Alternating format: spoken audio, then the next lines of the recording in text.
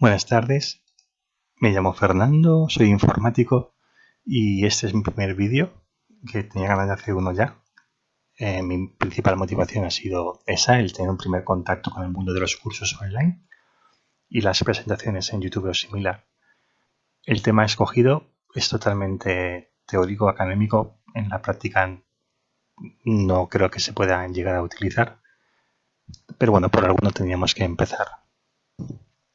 He elegido este tema porque me fascina el mundo de la optimización y quería ver si era capaz de diseñar un modelo de datos capaz de permitir el recorrido de los nodos de un árbol de modo eficiente. Los árboles binarios no es que tengan muchas salidas, pero sí que es cierto que en las aplicaciones donde se utilizan tienen una gran importancia. El primer uso que nos viene a la cabeza cuando hablamos de ese tipo de árboles es el búsquedas rápidas. Es más o menos conocido para la gente que está en este mundo que un árbol permite encontrar un elemento con un orden de complejidad logarítmico.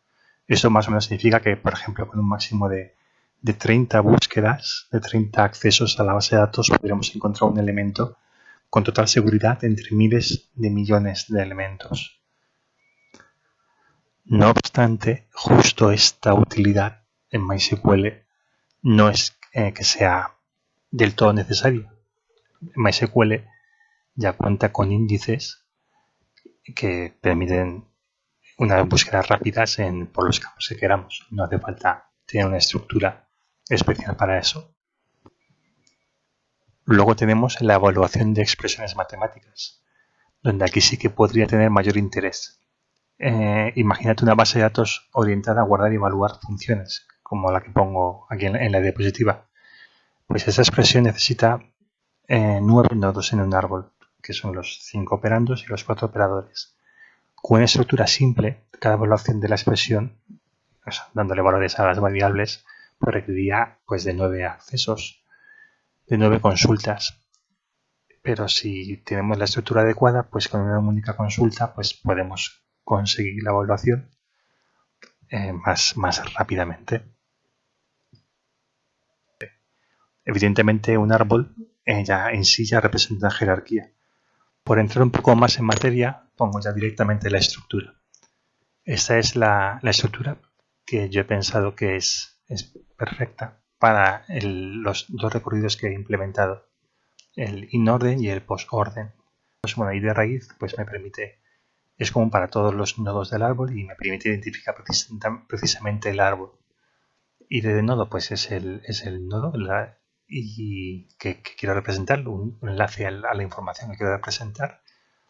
Y de padre es el nodo padre desde donde cuelga, y posiciones si cuelga por la derecha o cuelga por la izquierda, y el resto de campos, altura, código y código post, son los campos adicionales que permitirían favorecer los recorridos sin orden postorden. Para que todo funcione, se han de utilizar los procedimientos almacenados. No podemos ir haciendo inserts en la tabla, sino que las inserciones las haremos a través de dos procedimientos principales. Crear árbol, necesitamos poder crear el árbol, el nodo principal, y luego ya insertar nodo en el árbol, que ya se encargará de actualizar los campos para luego poderlos acceder correctamente. Necesitamos saber lo que es la altura del árbol, eso supongo que ya lo sabíamos todos. Y ahora ya es cuestión de observación. Para entender los procedimientos almacenados que podéis coger en los enlaces de este vídeo, es imprescindible entender cómo se enumeran los nodos en cada tipo de recorrido, o sea, el orden en que se enumeran los nodos. Para un mayor entendimiento he puesto los nodos codificados con un número binario en el orden que se debe enumerar. El recorrido inOrder, como se ve ahora mismo, primero se lista el nodo de la izquierda, luego raíz y finalmente el nodo de la derecha. Y ese sería el pseudocódigo para actualizar los nodos del árbol y de la estructura, y se han sacado por observación. El recorrido postorden es otro de los modos en los que se puede recorrer el árbol y se basa en el procedimiento es primero recorrer el hijo izquierdo, luego el hijo derecho y luego el nodo raíz. Este orden ya veremos, este modo de recorrer el árbol ya veremos que nos facilita mucho la evaluación de expresiones. Y lo mismo, este es el pseudocódigo que se ha extraído un poquito pues por observación. Bueno, y las cosas pues con un ejemplo se suelen ver mucho mejor. Así que supongamos que queremos representar la expresión que sale en pantalla, a más b dividido entre d por a menos b, pues el árbol que representaría esta expresión pues podría ser, bueno, es el de la izquierda, y las llamadas a los procedimientos para crear el árbol serían los de la derecha.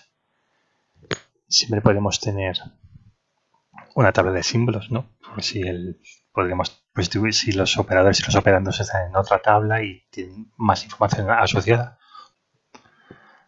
Nos fijamos que tal y como lo hemos pintado, el modelo de datos de antes no es válido, porque hemos puesto los campos de tipo int, y aquí estamos haciendo inserts con caracteres, ¿no?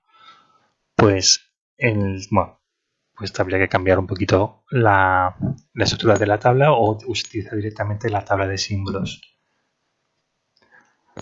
Lo mismo con los procedimientos almacenados, que hemos puesto los parámetros de tipo int, cuando aquí los hemos utilizado de tipo char para mayor entendimiento. Pero vamos, lo de siempre, si utilizamos la tabla de símbolos, pues donde ponemos una A, pues metemos un 1, donde ponemos la barra de división, pues ponemos un 4 y no hay que cambiar procedimientos ni estructura. Después de la inserción, pues debería quedarnos la tabla más o menos de este estilo. Digo más o menos, pero es mentira, debería quedar exactamente de este estilo. Nos fijamos que la altura máxima del árbol sea de 32. Eso es debido a que empleamos un tipo int, que son 4 bytes y por tanto 32 bits. Si podemos utilizar un campo bigint o en casos muy exagerados, pues un varchar, que ahí tenemos en bytes a punta pala. Y eso sería como quedaría los datos con una consulta. Recorriendo el árbol de modo inorden, tenemos la expresión original, aunque sin los paréntesis. Permite una lectura amigable, pero al no tener los paréntesis también aporta bastante ambigüedad. Evaluarla pues no es inmediato. No obstante, el recorrido post-orden, a pesar de que a priori podríamos pensar que no es fácil de leer, permite una evaluación sin ambigüedades de la expresión. De hecho, es una característica de la notación polaca inversa, que es la que genera este recorrido. Eso significa que sencillamente recorriendo los registros de la consulta y con una pequeña pila podemos tener el resultado. Por hacer un inciso, la notación polaca inversa va introduciendo los operandos en la pila y cada vez que llega un operador saca los dos últimos elementos de la pila, los opera y guarda el resultado de la operación en la pila nuevamente. Bueno, y para un primer tema ya está. Os agradezco un montón si habéis llegado hasta el final. Intento ir mejorando la técnica en los próximos cursos y mi dicción y las herramientas y que ir ganando en calidad con la experiencia. Un saludo a todos y nos vemos. Hasta luego.